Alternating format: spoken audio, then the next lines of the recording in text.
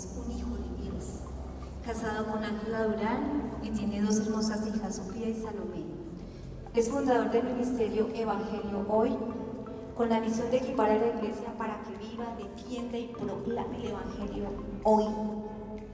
Representante y expositor de Living Waters y Respuestas en Génesis en Colombia. Es ingeniero electricista de la Universidad Nacional de Colombia, bachiller superior en teología y actualmente está cursando estudios de maestría en divinidades en el South Baptist Theological Seminary, el Seminario Teológico Bautista del Sur. Buenos días, ¿cómo se encuentran? Qué bendición estar con ustedes. Pues hoy vamos a hablar del tema de una iglesia que educa a sus niños. Y yo quiero presentarles mi familia, mi esposa Ángela. Tengo dos hijas, Ana Sofía y Salomé, de 9 años y de 11 años. Y saben, ese es un tema que a mí me ha tocado en el fondo de mi corazón y en el fondo de mi día a día, porque estoy criando a mis niñas. Y les hablo desde el corazón, desde la experiencia y también desde un poco de desesperación, tengo que contarles. Al ver las leyes que aprueban el aborto, que aprueban la educación sexual en ideología de género a los niños, ellas estudian en un colegio cristiano y aún en el colegio cristiano les están obligando a poner esto en sus manuales de convivencia.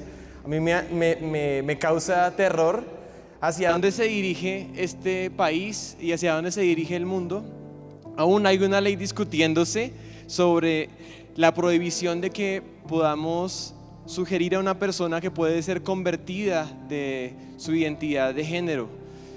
Sería ilegal, por ejemplo, predicarles el evangelio, que es un mensaje de conversión. ¿Cómo afrontar esto? ¿Cómo levantar a nuestros niños en esta época? Y quiero enseñarles hoy 5 cosas que han sido una respuesta para mí y que responde a la pregunta, una iglesia que educa a sus niños. Y en primer lugar, es una iglesia que educa a los padres. ¿Por qué a los padres? ¿Será que la educación de los hijos respecto de la iglesia le corresponde a la iglesia?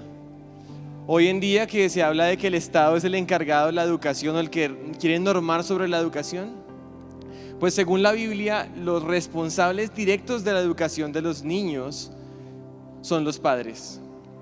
Y los padres, como parte de la comunidad, del pacto, del pueblo de Dios, son aquellos que van a tomar las manos en la masa a los hijos para educarlos. Y por esa razón, una iglesia que educa a los niños es una iglesia que educa a los padres. Y cuando pensamos en unos pasajes en la Biblia que ordenan a los padres cómo educar a sus hijos, encontramos uno en el Antiguo Testamento y uno en el Nuevo Testamento, y usted se lo va a aprender muy fácil porque ambos son capítulo 6 y versículo 4. Capítulo 6 y versículo 4. En el Antiguo Testamento encontramos Deuteronomio 6:4, que el Señor está hablando a su pueblo, le dice: oye Israel, Jehová nuestro Dios, Jehová uno es, y amarás a Jehová tu Dios con todo tu corazón y con toda tu alma y con todas tus fuerzas. Y estas palabras que yo te mando hoy estarán sobre tu corazón y las repetirás a tus hijos y hablarás de ellas estando en tu casa y andando por el camino y al acostarte y cuando te levantes. Aquí tenemos que este es un mandato para el pueblo del pacto y el mandato es a amar a Jehová, y este congreso se llama Enamóralos de Dios. Ese es el principal mandamiento y está dado para los padres inicialmente. Y luego ustedes notan cómo esas palabras primero están en el corazón de los padres y después se transmiten o se repiten a los hijos. Por eso hay que empezar por los padres. Y después dice al papá: y las repetirás a tus hijos y hablarás de ellas estando en tu casa y andando por el camino y al acostarte y cuando te levantes. El Señor nos está diciendo que la instrucción a nuestros niños ocurre por los padres y ocurre por la repetición y ocurre en medio de la vida cotidiana. No es un evento especial, es en medio de la vida cotidiana. Desde que te levantas en la mañana, cuando estás en el desayuno, cuando estás viendo de un lado a otro, cuando se están acostando, cuando están en la mesa. Ese es el tiempo. Y si vamos al Nuevo Testamento, ¿recuerdan que les había dicho que era fácil de aprender porque es 6:4? En el Nuevo Testamento, en Efesios 6:4, el apóstol Pablo está hablando a los hijos, es como una especie de paralelo de este mismo pasaje, pero en el Nuevo Pacto, y dice: y ustedes padres, no provoquen a ira a sus hijos, sino críenlos en la disciplina y amonestación. ¿Qué dice ahí? Del Señor. Y quise que usted dijera esa parte porque la forma como el Señor quiere que levantemos a nuestros hijos, mire que no se basa en nuestras experiencias. Uno siempre cuando tiene hijos dice: bueno, esta vez yo lo voy a hacer de una manera mejor que lo hicieron mis padres, y empieza uno a recopilar una cantidad de experiencias, de cosas que yo no voy a hacer, cosas que sí voy a hacer, y a tomar modelos o aún aprender de la psicología y diferentes métodos. Pero el Señor nos está diciendo a los padres que debemos criarlos con la disciplina y amonestación de José, del Señor. Y eso es muy, muy importante. Y también nos está diciendo a los padres que nosotros en esa labor de educar a nuestros niños tenemos una tentación y un pecado principal al que debemos prestar atención. ¿Y saben cuál es? Provocar a ira a nuestros hijos. Tú como padre piensa en esto. Quizás aquí ya muchos de sus hijos son mayores y dicen: bueno, ya lo que fue, ¿no? Ya salieron de casa. Pero yo quiero decirle hoy a ustedes que puede haber restauración de relaciones familiares cuando un padre toma la iniciativa para pedir perdón. A veces como padres creemos que los que deben pedir perdón son nuestros hijos, pero nosotros, aún así los hayamos insultado y hayamos ofendido y les hayamos provocado enojo, tratarlos indignamente, creemos que nosotros somos infalibles. Pero no hay mejor muestra del evangelio hacia nuestros hijos que pedirles perdón y también arrepentirte delante de Dios si es que debes hacerlo como padre. No provoquen a ira a sus hijos, o sea, tratarlos de una manera indigna. Por ejemplo, corrigiéndolos de una manera que los insulta o que los hiere físicamente con un puño, con una mirada. Hay formas de disciplina que transgreden y pasan la línea y provocan a ira a nuestros hijos. Ahora vamos a la segunda cosa, y es que una iglesia que educa a sus niños es una iglesia que les enseña a honrar a sus padres. ¿Saben? Cuando uno se pone a buscar los mandamientos, las ordenanzas para los niños, creo que solamente encontramos una: honra a tu padre y a tu madre. Los niños no tenemos que todavía mandarlos a predicar al mundo, ni a ser misioneros, ni a ser adoradores. Ellos necesitan cumplir un único mandamiento: honra a tu padre y a tu madre. Y saben, vivimos en una época en donde la autoridad en general es algo malo. En una época en donde la autoridad de los padres es algo malo, entre comillas, donde la autoridad de la iglesia es algo malo, la autoridad en el Estado es algo malo. Y quisiera que pudieran ver a la pantalla esta representación de que la autoridad en sí misma es algo bueno, porque la autoridad y toda autoridad procede de Dios, es la autoridad última de todo el universo. Y la autoridad que existe en el mundo es porque Dios la ha delegado, y la ha delegado de manera repartida, si no sería una anarquía de alguna de las cosas. Por ejemplo, dio autoridad al individuo. El individuo tiene en última instancia una libertad de conciencia.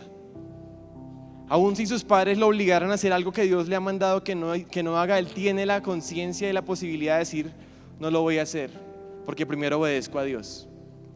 O si el Estado te dice a ti que debes hacer algo que Dios te ha dicho que no hagas, tú tienes la autoridad para decir: no voy a hacer esto, cueste lo que cueste. También el Señor delegó autoridad en los padres. Esto es de Dios. Tú tienes autoridad sobre tus hijos, y eso no es porque eres tú, sino porque Dios te dio esa autoridad y esa responsabilidad. Pero también Dios delegó autoridad en el gobierno civil y autoridad en la iglesia, y cada uno tiene su rol y su lugar de funcionalidad. Imagínense si el individuo no aceptara ninguna autoridad de nadie. Sería una anarquía, y a veces vivimos en un estado de anarquía porque la autoridad se ha debilitado. O imagínate si la autoridad la tuviera todo el gobierno civil. Sería un totalitarismo, que a veces pareciera que fuéramos en esa dirección. o cuando la autoridad la tenía la iglesia en épocas de la Edad Media, en donde la iglesia aún podía poner y quitar reyes, podía hacer inquisiciones y cosas, está transgrediendo los límites que el Señor le dio a la iglesia. Entonces, entendiendo el diseño de la autoridad y que la autoridad es buena, Dios llama a los hijos a obedecer en el Señor a sus padres. Y noten esto, Efesios 6:1 dice: obedeced en el Señor a vuestros padres. Y esto es muy importante. Honra a tu padre y a tu madre, dice Pablo, citando el quinto de los mandamientos. Dice: es el primer mandamiento con promesa para que te vaya bien y seas de larga vida sobre la tierra. Si queremos enseñar a niños como el Señor quiere, necesitamos enseñarles esto. Y no porque es que queremos que nos obedezcan y así nos va a ir mejor en la vida, es porque a ellos les conviene. ¿Tú quieres que te vaya bien, hijo mío? ¿Tú quieres que tus hijos les vaya bien en la vida? Enséñales a honrarte. Si no, les va a ir mal. De hecho, deshonrar a los padres e insultarlos en el Antiguo Testamento era una de las causales de pena de muerte. No sé si ustedes sabían eso. Para Dios es importante la autoridad de los padres y los hijos en relación a ello. ¿Saben? Las casas no deben ser una democracia. Yo sé que hoy en día, con todas estas corrientes de progresismo, pareciera que todos en la casa tienen igualdad de dignidad. Sí, eso no está en duda, porque los niños tienen la imagen de Dios en ellos, pero los padres están en el liderazgo de la casa. Los niños necesitan ser dirigidos, necesitan instrucción, necesitan liderazgo, y no permitamos que nuestras casas se conviertan en un estado de anarquía o en un estado o una democracia. No es. Así que cuando miramos otro pasaje en Colosenses 3:20, y quisiera aquí apuntar a cuál es la razón por la que los hijos habrían de honrar y obedecer a sus padres. Y esto es muy importante porque la razón tiene que ver con que esto agrada ¿a quién? ¿Al papá? Claro, al papá le agrada, pero en última instancia, ¿por qué es que un hijo habría de obedecer en todo a sus padres? Porque eso le agrada al Señor. Saben, muchas veces como padres no somos dignos de que nuestros hijos nos obedezcan. Seríamos dignos más bien de que nos desobedecieran y fueran tan rebeldes por la forma como les hemos tratado. Pero ¿por qué un hijo habría de obedecer a sus padres? Porque ¿saben quién sí es digno de ser honrado y agradado?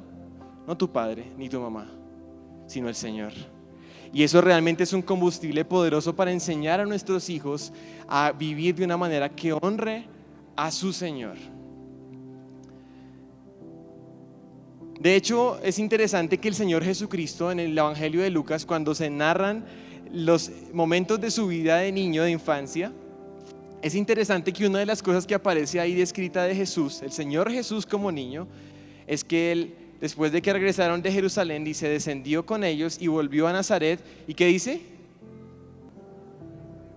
Mira, el Señor Jesús, el creador de los cielos y de la tierra, el verbo eterno preexistente, por quien fueron creadas todas las cosas, cuando tomó forma humana y vivió en esta tierra y tuvo unos padres terrenales, ¿qué hizo?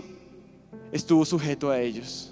Jesús trazó el camino y Jesús prácticamente encarnó el cumplimiento de ese mandamiento y de unos hijos que honran al Señor a través de la sujeción a sus padres. De hecho es interesante, yo digo, si el Señor Jesús era el Salvador del mundo, ¿por qué no vemos nada de su ministerio sino hasta los 30 años? ¿Qué pasó durante todo ese tiempo? No tenemos que enforzar el ministerio de nuestros niños tan pequeños, ni siquiera de jóvenes. Yo creo que por algo es que en el Antiguo Testamento hay una edad de 30 años, que es la edad indicada para iniciar el ministerio, o de 20 años para ciertos oficios levíticos. Y el Señor Jesús hizo esto. Entonces, hemos visto dos cosas hasta el momento. Una iglesia que educa a los niños es una iglesia que educa a los padres. En segundo lugar, una iglesia que educa a los niños es una iglesia que les enseña a honrar a sus padres. ¿Me siguen? Y vamos con la tercera. Y es que una iglesia que educa a los niños es una iglesia que les enseña una cosmovisión bíblica. Ustedes dirán, ¿qué es eso de cosmovisión? Eso suena como raro. Ya les voy a explicar, pero esto es muy importante. Porque una cosmovisión es la forma como se entiende y se vive el mundo. Es un sistema de creencias que determinan cómo nos comportamos. Y la cosmovisión que hay en el mundo es una cosmovisión secular que está soplando como un viento y como un tornado, que está arrastrando con engaños a nuestros hijos. De hecho, Pablo en un versículo en Efesios 4:14 él dice que no seamos como niños fluctuantes arrastrados por todo viento de doctrina. Pablo está reconociendo que los niños en especial son más susceptibles a ser arrastrados por los vientos de doctrinas, por cosmovisiones seculares. Y por esa razón quisiera ayudarles a entender de dónde viene una cosmovisión, de dónde surge una cosmovisión, una forma de ver el mundo. Y quisiera que miraran aquí donde yo estoy. Yo traje unas gafas oscuras. Una cosmovisión es como unos lentes o un sistema de algo a través de lo que yo veo e interpreto el mundo. En estos momentos, al ponerme las gafas, yo ahora los estoy viendo a ustedes un poco más oscuro. Pero si me las quito, los veo con el color correcto. Imagínense esto. La única cosmovisión correcta, la única forma correcta como podemos entender y vivir en este mundo es una cosmovisión dada por Dios. Es como ver sin ningún tipo de obstrucción o ningún tipo de alteración. Y todo empezó en la palabra de Dios. Una cosmovisión correcta empieza en la palabra de Dios. Y vemos en Génesis que Dios crea la humanidad y Dios no los deja ahí para que miren a ver qué hacen. ¿Saben qué hace Dios? Dios les dice a ellos cosas. Dios abre su boca y les dice: ustedes van a hacer esto, se van a multiplicar, ustedes van a gobernar el mundo, ustedes van a llenar la tierra, ustedes van a ejercer dominio sobre todo esto que yo he creado. El Señor dice un propósito para la humanidad, determina una dirección y una forma de entender todo. El Señor además les dice a ellos: ustedes tienen todos estos árboles y pueden comer de todos ellos, pero hay uno que no deben comer porque ciertamente morirán, dice Génesis 2. Dios ha dicho su palabra, pero ¿saben qué vemos en Génesis capítulo 3? En Génesis 3 vemos que una distorsión empieza a entrar en juego, y es una distorsión de la palabra de Dios, una nueva interpretación de las cosas. Dios ya dio la interpretación correcta y ahora viene una nueva interpretación. Satanás diciendo: ¿realmente Dios dijo? ¿Con qué Dios dijo? Dios no quería decir esto. Ustedes no van a morir. Lo que hace Satanás y lo que hace este mundo es que toma los mismos elementos que hay en el mundo y les da una nueva interpretación. Te pone unas gafas con un color distinto al que Dios te ha puesto. Una cosmovisión secular. Una cosmovisión que está basada en la palabra del hombre, ya no en la palabra de Dios. Satanás dijo: no moriréis. Y además de eso dijo: ustedes serán como Dios. Cuando yo pienso en el Edén, yo decía: pero ¿qué tiene de malo tomar un fruto? ¿Acaso es tan grave un fruto? Pues ¿saben ellos a qué accedieron? Ellos accedieron a ser como Dios, definiendo el bien y el mal por ellos mismos, desarrollando su propia cosmovisión, su propia forma de ver el mundo, donde Dios no los tuviera que gobernar ni decirles cómo vivir, hacer lo que se les diera la gana. Y así es como nace cada ser humano después de Adán. Y dice 2 Corintios 11 que así como la serpiente engañó a Eva con su astucia, dice Pablo, nos está advirtiendo a nosotros, la iglesia: nuestros sentidos pueden ser extraviados de la sincera fidelidad a Cristo. Saben, Satanás va a utilizar la misma estrategia que utilizó en el Edén, contigo y con nuestros niños. ¿Cuál fue la estrategia? Ponerlos a dudar de la palabra de Dios, darles una interpretación diferente de lo que Dios dijo y decirles: tú te puedes gobernar a ti mismo, tú puedes ser tu propio Dios. Ese es el engaño. Y por eso, al entenderlo, nos damos cuenta que una cosmovisión o se basa en la palabra de Dios y nos lleva como resultado una cosmovisión bíblica, o se basa en la palabra del hombre y nos da como resultado una cosmovisión secular. No hay puntos neutrales. No podemos cristianizar una cosmovisión secular ni podemos secularizar una cosmovisión cristiana. Son completamente opuestas. Y quiero que ustedes puedan ver esta imagen, porque aquí hay una combinación de las dos cosas, y es lo que suele pasar en la iglesia y en nuestros hogares cristianos. Y es que nuestros hijos están siendo tan influenciados por una cosmovisión secular y nosotros queremos traer ciertas normas del cristianismo a sus vidas, ciertas ideas del cristianismo a sus vidas, pero así no funciona. Simplemente se va a caer y va a colapsar por su propio peso. Por eso, antes que empezar a dar los qué, necesitamos empezar a hablar de los porqués, tomando como base la palabra de Dios para que ellos estén cimentados. ¿Recuerdan que ellos están ahorita volando en un torbellino? Si nosotros con la palabra del Señor les damos una base, les damos como un ancla para que ellos no sean arrastrados. Entonces, ¿cómo se desarrolla una cosmovisión bíblica? Partiendo de la palabra de Dios. Y saben, partiendo especialmente en el libro de Génesis. Porque en el libro de Génesis tenemos los elementos de una cosmovisión bíblica. Los elementos de una cosmovisión son una historia de cómo surgió todo, cómo se creó todo, la parte de la creación. La segunda parte es por qué hay algo roto en la creación. ¿Qué fue lo que pasó? Que llamamos corrupción o caída. Primero creación, luego corrupción o caída. Hay algo que anda mal en la creación. ¿Cómo le damos una explicación a esto? Pero después, ¿cómo le damos ahora una solución a ese problema? Eso es otra parte de una cosmovisión. Y finalmente, ¿cuál es el destino de todo? Y la Biblia, y especialmente Génesis, nos muestra por qué la creación y quién fue el creador. Nos muestra qué fue lo que pasó para que la creación se arruinara, pero también nos da esperanza de un redentor. Y nos da esperanza de un cielo nuevo y una nueva tierra. Eso es una cosmovisión cristiana. Y yo quisiera tomar un pasaje de Génesis 1 para darles un ejemplo de cómo podemos, desde la base de la palabra de Dios, ayudar a nuestros niños a entender muchos aspectos importantes de una cosmovisión bíblica. En este pasaje dice: creó Dios al hombre a su imagen, a imagen de Dios lo creó, varón y hembra los creó. Los seres humanos son portadores de la imagen de Dios de una manera única. Y cuando miramos a los hombres, a los varones, somos portadores de la imagen de Dios, tenemos una dignidad y un valor por el hecho de ser portadores de esa imagen. Y las mujeres también tienen esa imagen. ¿Ustedes creen que el hecho de ser mujer hace a una mujer inferior respecto del hombre? No, la imagen de Dios nos enseña que varón y hembra son portadores de esa imagen, entonces hay una igualdad en su dignidad y en su valor. Eso no lo enseña la Biblia, eso no lo enseñan las feministas, no lo enseña la palabra de Dios. Sin embargo, es importante entender que así como en la Trinidad el Padre, el Hijo y el Espíritu Santo son iguales en su esencia y en su dignidad y su valor y en sus atributos, ellos tienen roles diferentes en la creación y en la redención, e interactúan de una manera tan especial para darse gloria uno al otro. También el hombre y la mujer reflejan aspectos diferentes de la imagen de Dios en ellos, y eso nos habla de diferencias en funciones. Miren cómo Génesis nos está dando una idea correcta sobre la humanidad, sobre el hombre, sobre la mujer, sobre la igualdad, pero también el complemento. Pero también nos da una idea de que aún un niño, son mis dos hijas, un niño así tenga 4 años, 5 años, 7 años, es un portador de la imagen de Dios y es digno de respeto, de un trato digno, tiene derecho a vivir. De hecho, hace unos días, hace como 2 semanas, como un mes, adoptamos una perrita, ahí la ven, se llama Luna. Mis hijas están enamoradas de Luna, pero yo traigo esta imagen, ¿saben por qué?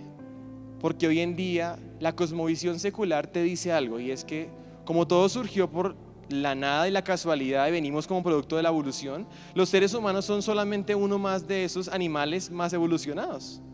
Al final, para el mundo, el ser humano es un animal más. Y cuando tú ves a un perro, ves casi que puede ser un hijo tuyo o un hermano de tus hijos. Y eso es lo más falso que puede existir. Pero miren una cosmovisión bíblica cómo te permite evitar esos errores. Evitar humanizar un perro. Evitar pensar que es tu perrijo. No, no es tu perrijo. En la eternidad no veré a los perros. Serán recreados en un nuevo cielo y una nueva tierra, ¿no? En una nueva creación. Pero las que veré en la eternidad serán mis hijas. Ellas fueron creadas a la imagen de Dios. Pero cuando el tiempo pasa y la edad avanza, ¿será que a medida que te haces más viejo vas perdiendo valor? ¿Eres menos importante? O si estás recién nacido, un día de nacido de mi hija mayor, ¿eso te hace menos importante porque todavía no tienes la experiencia suficiente como ser humano? ¿O si todavía no has salido del vientre? Miren que la imagen de Dios nos permite rotunda y certeramente decir: hay una vida humana ahí y esa vida se respeta. O si quizás sufriste un accidente o de hecho naciste así con algún problema de salud, ¿eso te hace menos? ¿O da para que tú trates como si fuera menos una persona que tiene una condición así? ¿O aún si nació así, con un síndrome genético, vale menos? Mejor lo matamos antes de que nazca. O de hecho ya está tan enfermo, ya ni siquiera contribuye para nada a la sociedad. ¿Por qué más bien no le damos una muerte digna? ¿Eres tú, tienes el derecho de tomar la vida de una persona en tus manos? ¿O no? Es que si tienes mucho dinero demuestras que realmente vales más. Aquí tenemos un hombre multimillonario y más bien son de menos esos que son como pobres. Miren cómo la imagen de Dios nos permite poner a la humanidad en su lugar con la dignidad que Dios le ha dado. De hecho, Respuestas en Génesis, que es un ministerio que nosotros representamos y traemos enseñanzas a Colombia, tiene una cosa que se llama las 7 Cs de la historia, que es un resumen de 7 eventos de la historia que resumen una cosmovisión bíblica. En este caso, creación, corrupción, catástrofe, que tiene que ver con el diluvio que se narra en Génesis 6 al 9, confusión, lo que ocurrió en la Torre de Babel para dispersar a toda la gente por el mundo, Cristo, cruz y consumación. Ahí tenemos la creación, la caída, la redención y la consumación. Esos son los elementos de una cosmovisión bíblica. Así que ayudemos a nuestros hijos a interpretar el mundo a través de los lentes de la verdadera interpretación del mundo, la palabra de Dios.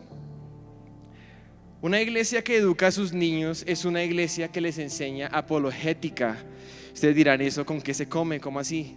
Porque la apologética es algo que yo debería prestar atención. Pues la apologética es un área de la fe en la que nosotros presentamos una defensa de nuestra fe. Una defensa, ¿por qué? ¿Saben? Porque la palabra de Dios hoy en día está bajo ataque. Si tus hijos les están enseñando en el colegio que todo vino por la evolución y vino de la nada, pues eso socava la autoridad de la palabra de Dios y de un creador. ¿Cómo responder a eso? ¿Cómo responderles si ellos están viendo en YouTube y en internet que dice que Jesús nunca existió, por ejemplo? Algunos fanáticos ateos dicen eso. ¿Cómo dar una defensa y una respuesta para decirte, oye, sí, mira, es que aquí hay evidencias? O al menos apuntarlos hacia algún punto para que ellos puedan tener respuestas. Porque si no les da respuesta, ¿sabes qué pasa? Ellos creen que no hay respuesta. Y entonces van a decir, no, allá en la iglesia me van a enseñar cuenticos de la Biblia. Enseñamos las historias bíblicas como cuentos de la Biblia que a veces los niños no pueden diferenciar si es algo así como si fue Jonás y la ballena o si fue Hansel y Gretel y el lobo que le habló a Caperucita. Necesitamos ayudar a los niños a entender que la Biblia lo que habla no son cuentos, sino que son historia. Y quisiera mencionar o traer a mención esta imagen, porque muchas veces, yo mismo en mi escuela dominical, esta era la imagen del arca de Noé y el diluvio. Y cuando la vemos así, un niño dice, ay, qué bonito, pero déjalos que lleguen a 10, 11 años y ya van a empezar a darse cuenta que o esto es un cuento de hadas o hay algo que no cuadra aquí. Porque una arquita de ese tamaño, ¿cómo podría llevar todos los tipos de animales que Dios dijo que iba a llevar? El pensamiento crítico inmediatamente empieza a crear en ellos una idea. Iglesia, cuentos. Universidad o colegio, la historia real. Y eso es completamente falso, permitir que esa división se dé en la mente de los niños, porque la Biblia jamás habla de cuentos de hadas. Cuando describe eventos históricos como el diluvio, lo hace de una manera histórica y precisa, nos da un arca de unas dimensiones especiales que no era un arca de cuentos de hadas. De hecho, Respuestas en Génesis construyó un museo que se llama Ark Encounter, donde se construyó una réplica del arca de Noé para que las personas pudieran ver la historicidad del diluvio. De hecho, eso es un diorama que está en el Museo de la Creación y yo subrayé en un círculo rojo al elefante. ¿Sí lo alcanzan a ver? Vamos a comparar los elefantes de estas dos arcas. ¿Recuerdan el elefante de esta arquita? Es el único que se está dando cuenta que este se va a hundir. Miren el tamaño de los animales respecto del arca, pero cuando vemos el arca de la Biblia, misteriosamente es un arca real. Pero no entiendo por qué como iglesia a veces enseñamos estas historias como si fueran cuentos. Y estamos de alguna forma socavando esa idea que ellos deben llevarse de puedo confiar en la palabra de Dios. Y eso lo hace la apologética. Hay herramientas para la iglesia. Respuestas en Génesis, por ejemplo, Evangelio Hoy, nuestro ministerio, se dedica a eso, a dar esas herramientas a la iglesia. De hecho, quería recomendarles varias películas apologéticas y evangelísticas que tiene nuestro ministerio sobre el aborto, sobre la evolución, sobre la homosexualidad, sobre el ateísmo, que ustedes pueden ver. De hecho, hay una sobre la depresión y el suicidio, son gratuitas y las pueden ver para entrenarse y también las pueden mostrar a sus hijos. En un código QR al final de la presentación voy a dejarlo en pantalla, pero les quiero animar a que puedan tomarle importancia a la apologética en esta época en que nos tocó vivir. Y para terminar, una iglesia que educa a sus niños es una iglesia que les enseña el Evangelio de la gloria de Dios en la faz de Jesucristo. Yo diría, ustedes dirán, ¿y por qué tan largo? ¿No podría ser solamente Evangelio? ¿O les enseña de Dios? No, yo puse intencionalmente ahí esas palabras y quiero explicarles por qué. Porque todo en el universo, todas las cosas creadas que existen por una razón, y es la gloria de Dios. Y el Evangelio no se trata de nuestra salvación. Si se tratara de nuestra salvación sería muy poca cosa. ¿Tú crees que todo existe y Dios existe para que tú seas salvo? No, tu salvación es un medio para la gloria de Dios de una manera impresionante, al redimir a pecadores que merecen el infierno, pero Él los salva en Jesucristo. ¿Por qué Cristo? ¿Saben por qué? Muchas veces hablamos de Dios en un sentido general. Mucha gente cree en Dios, mucha gente es espiritual, pero eso no es el cristianismo. No es solamente de Dios. El cristianismo se trata de Cristo y el único Dios verdadero. Muchas veces hablamos de Dios, pero si no está Cristo en la ecuación, si no está Cristo en nuestro evangelio, ahí no hay evangelio. Es un cristianismo sin Cristo y no hay más que una religión barata. ¿De qué se trata esto? ¿De escapar del infierno? ¿Para que no vayamos al infierno? No se trata de eso ni siquiera. Se trata de la hermosura de Cristo y su gloria. ¿Saben por qué el paraíso es lo que es? Como le dijo el Señor al ladrón, hoy mismo estarás conmigo en el paraíso. El paraíso es lo que es porque ahí vemos la gloria de Dios en Cristo. Y por eso, pensando en esto, quisiera mencionar algunas cosas que para mí han sido útiles en este caminar con mis hijas y de mostrarles el Evangelio. Y es, cuando hablemos del Antiguo Testamento a nuestros hijos, a nuestros niños, hagámoslo de una manera que apunte a Jesús. Si tú enseñas el Antiguo Testamento y no está Jesús apuntado en algún punto, probablemente vas a estar del lado moralista del asunto. Debes tener una fe como la de Noé y una obediencia como la de Noé. ¿Y no te das cuenta que Noé fue un borracho? ¿No te das cuenta que él es un antecesor de Cristo, pero está en la historia porque por ahí vendría Jesús? ¿No tienes que tener la fe de Abraham? ¿No te diste cuenta que a Abraham le faltó la fe y mintió cuando se vio en problemas?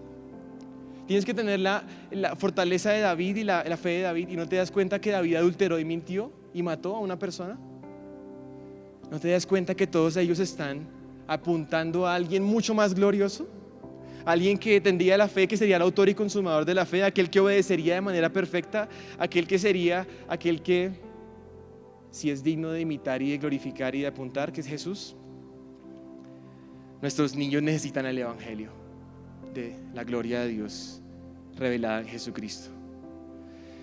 Cuando yo tenía 10 años, mi mamá empezó a ir a la iglesia porque mi papá se consiguió otra mujer.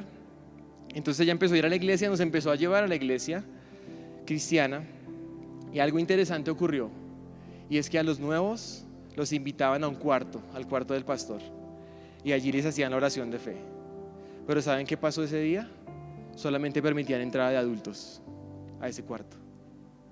Y yo a mis 10 años ya sentía angustia, porque ¿cómo era posible que yo, siendo ya consciente de mi necesidad de un Salvador, no se me permitiera acceder al Evangelio porque era un niño? Nuestros hijos necesitan el Evangelio de la gloria de Dios en la faz de Jesucristo, y no se reduce a una oración. De hecho, ¿Será que yo no tenía la edad para escuchar ese evangelio y confiar en Cristo? ¿Será que el ministerio de los niños en la iglesia se limita a cuidarlos y a guardería? Ciertamente no. Quisiera traer a mención otro aspecto que he visto mucho.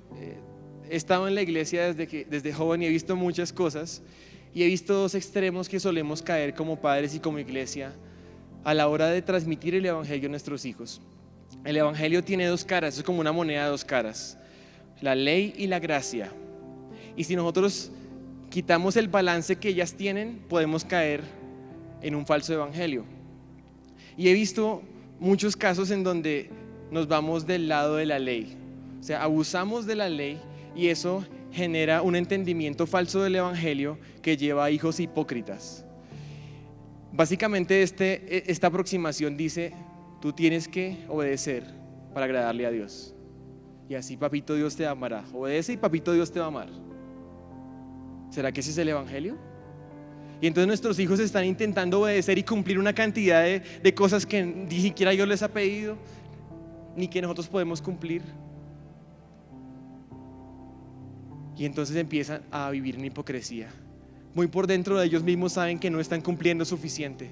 Muy por dentro de ellos mismos saben que su salvación no está asegurada, porque se basa en sus propias obras.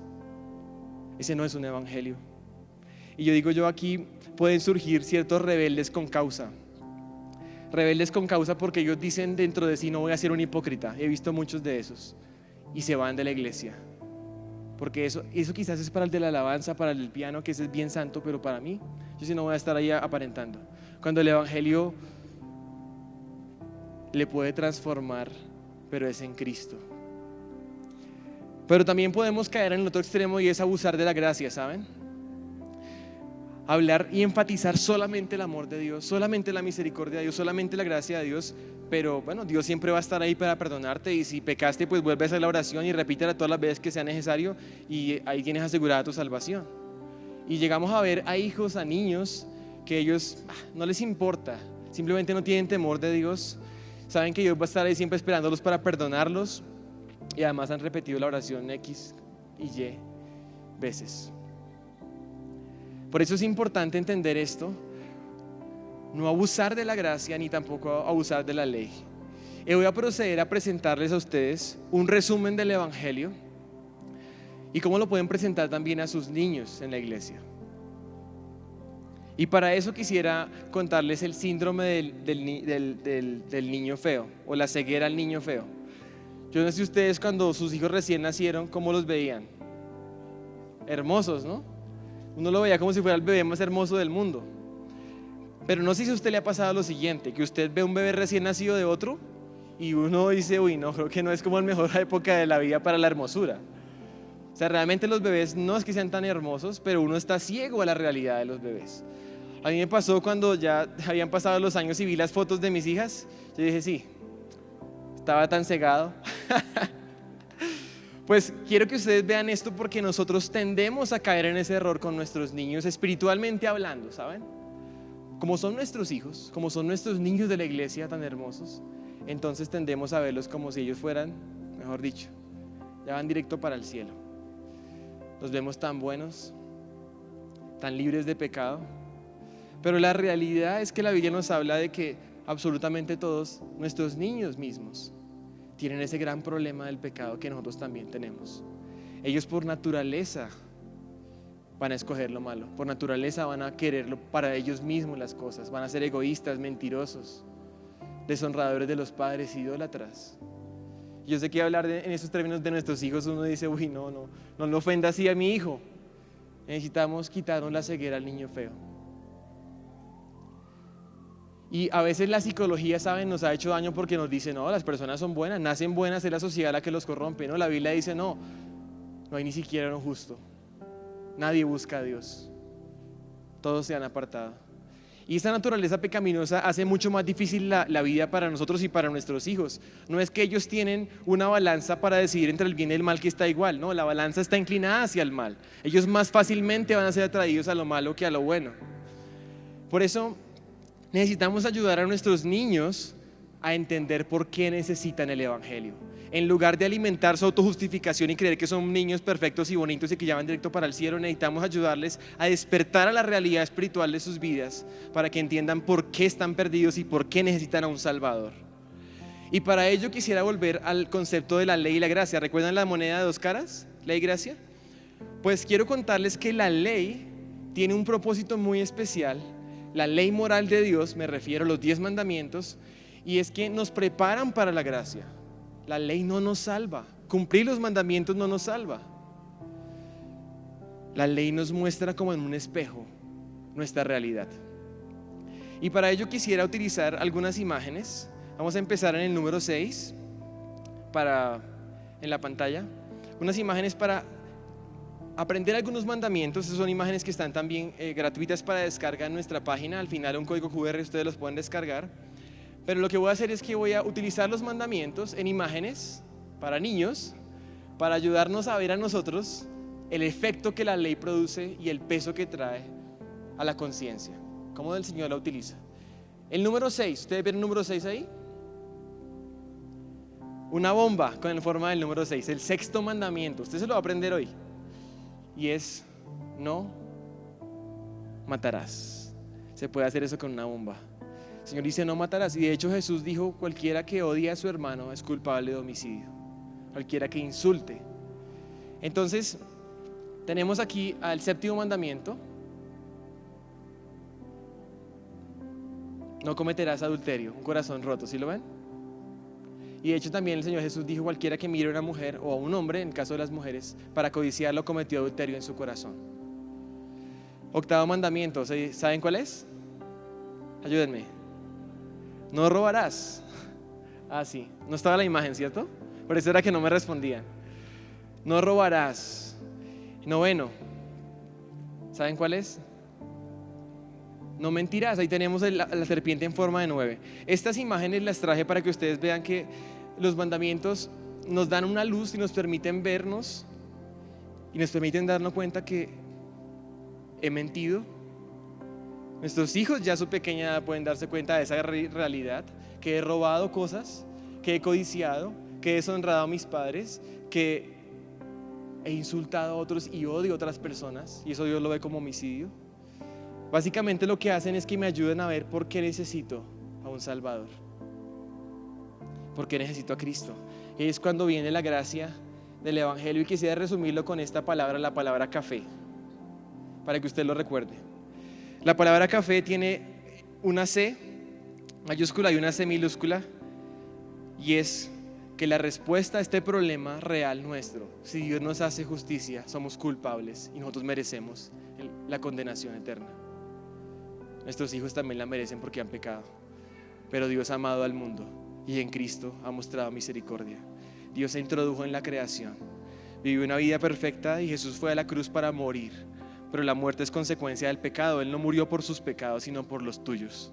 Él llevó el castigo que tus pecados merecen, soportó la ira de Dios sobre sí mismo en la cruz, pero también resucitó de los muertos al 3er día. Y por eso Dios en Jesucristo está llamando a todos los hombres en todo lugar, incluyendo a nuestros niños, a que se arrepientan y confíen en Él. Ese es el Evangelio. Y resumiendo estas enseñanzas, tenemos que una iglesia que educa a sus niños es una iglesia que educa a los padres, es una iglesia que les enseña a honrar a sus padres, es una iglesia que les enseña una cosmovisión bíblica, es una iglesia que les enseña apologética, es una iglesia que les enseña el Evangelio de la gloria de Dios en la faz de Jesucristo. Hay prioridad en los niños, ¿saben? En esta imagen quisiera que usted vea cuáles de esas cosas perdura para siempre. El dinero, el yate, el perro, el carro. Y a veces pareciera que le damos más importancia a esas cosas. ¿Cuál de todas esas cosas te puede llevar al cielo? Ninguna de ellas, excepto a nuestros niños, que son humanos, portadores de la imagen de Dios y objetos del amor de Dios en el Evangelio. Así que aquí está el reto. El reto que dejo es, entre esta desesperación de un mundo completamente secular, la solución no es la política. O sea, no es que cambien las leyes. Imagínate que cambiaran las leyes. ¿Será que entonces se acaba la homosexualidad, se acaba el aborto? No, eso se va a acabar. Necesitamos enseñar a nuestros niños en nuestros hogares, a nuestros niños cristianos, la verdad. Cristo no viene por Colombia, sino viene por su iglesia, la comunidad del pacto. Y es posible que estemos llamados a enseñar la desobediencia civil a nuestros hijos y a nosotros, ¿saben?